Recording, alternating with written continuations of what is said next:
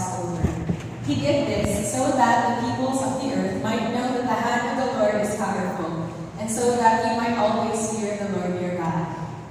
Joshua 23:14. You know with all your heart and soul that not one of all the good promises the Lord your God gave you has failed. Every promise has been fulfilled, not one has failed. My family came to faith in the Lord Jesus when I was still 6 years of age. God used a tragic event to get our family's attention.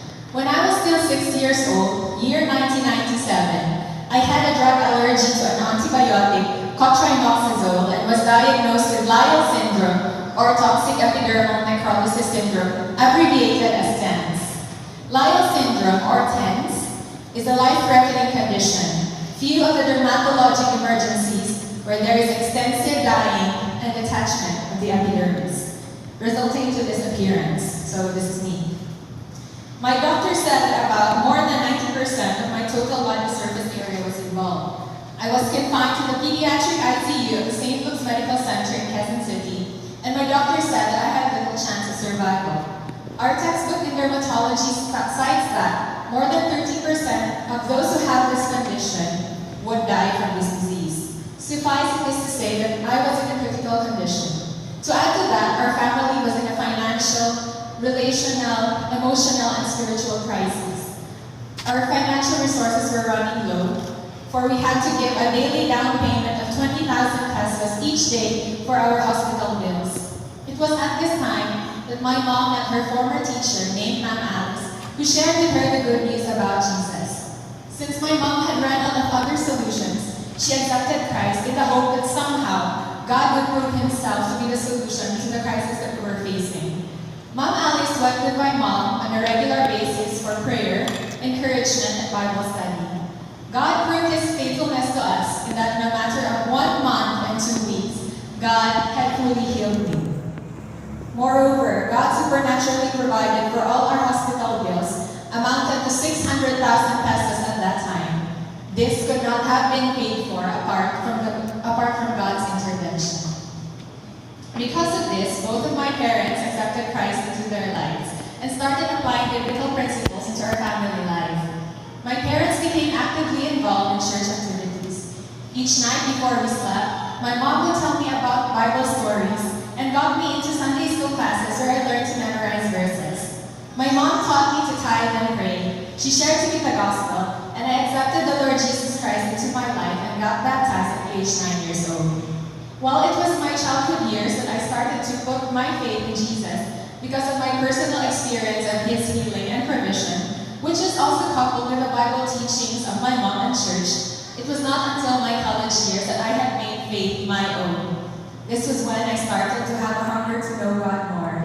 This manifested as I had joy in knowing God through the spiritual disciplines of daily scripture reading and prayer, writing journals about my meditation and walk with God, organizing Bible studies with my friends, and sharing my faith. It was also at this time that I felt a strong desire to become a medical doctor because of my childhood experience.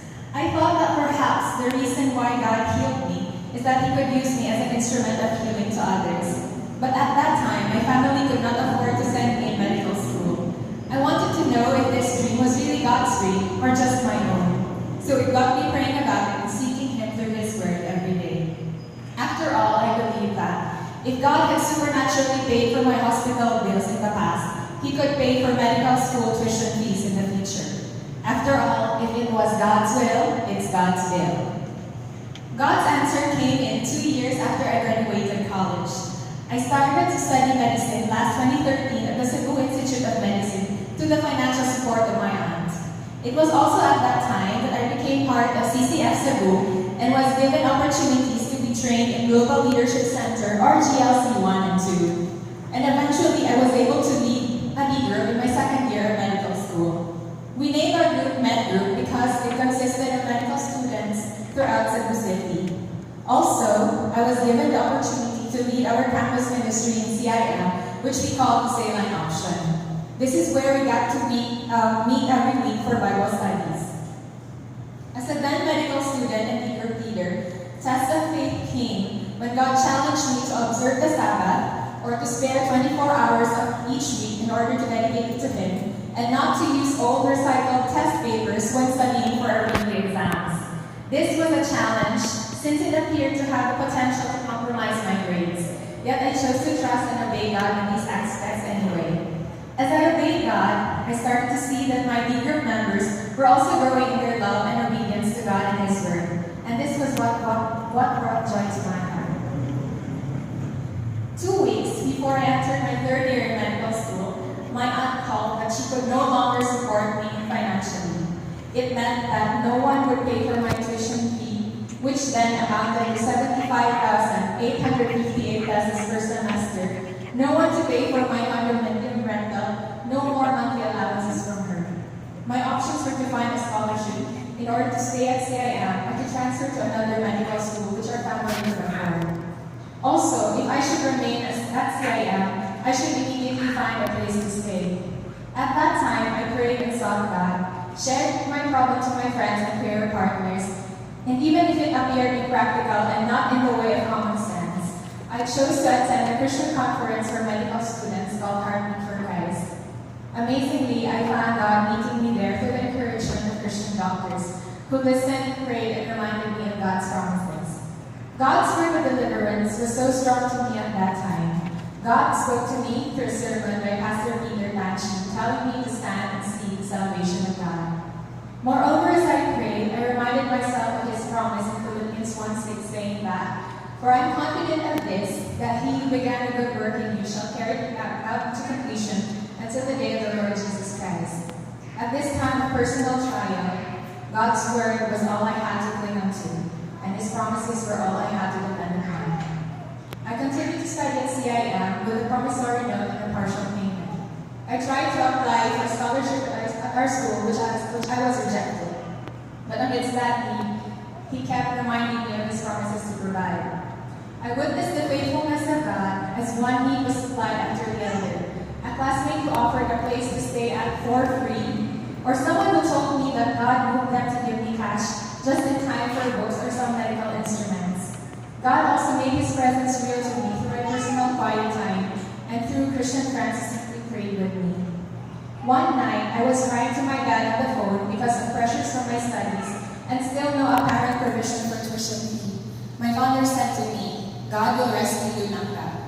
The next day, God's word to me was Psalm 91:14-16, which says, "Because He holds fast to me in love, I will deliver Him. I will protect Him because He knows my name. When He calls to me, I will answer Him. I will be with Him in trouble. I will rescue Him and honor Him. With long life, I will satisfy Him and show Him my salvation." Later that day, a classmate texted me that an organization based in the US wanted to sponsor my studies. It was 4 months of prayer until it was answered. The plot twist was that it was a sponsorship that I did not apply for and had no idea that it existed. This organization's group treasurer was a relative of my classmate. She mentioned to my classmate that they had funds for which they did not know where to spend it for, and my classmate mustered courage to suggest spending it on my tuition fee.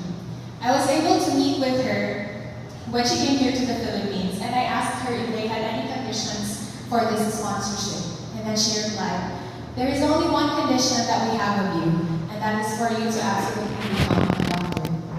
Surely, when God brings you to it, He will take you through it. For all those trials and tests of faith, God proved Himself faithful to His word and to His promises and Scripture, as He brought me to graduate last 2017, ranking 26 out of 158 students in our batch. And last September 2018, God fulfilled His promise when I passed the physician licensure exam. To God be the glory.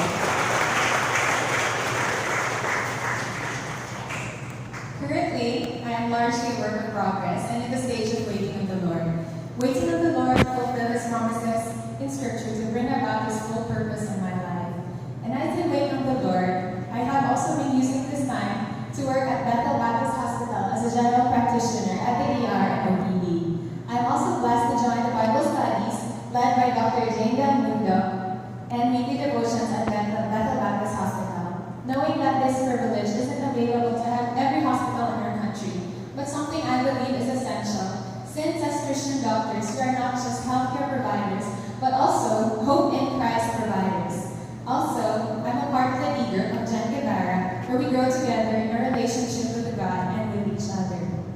Ministry and career-wise, I am in a transition period, like crossing the Jordan River, yet reading how God has worked in the lives of His people in the Bible, and recalling how He has displayed His faithfulness in my life, my heart rests secure in His promises and hopes for what He is about to do in the future.